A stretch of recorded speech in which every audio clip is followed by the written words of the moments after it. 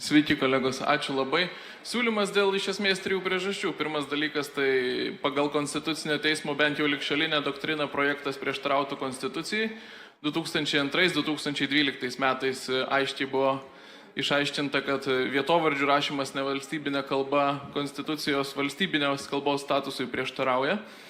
Tai viena. Antra, atskirose Lietuvos regionuose, įskaitant sostinę, pagal šitą projektą būtų faktiškai įvesta daugiakalbystė, kas silpnintų teritorinį vientisumą.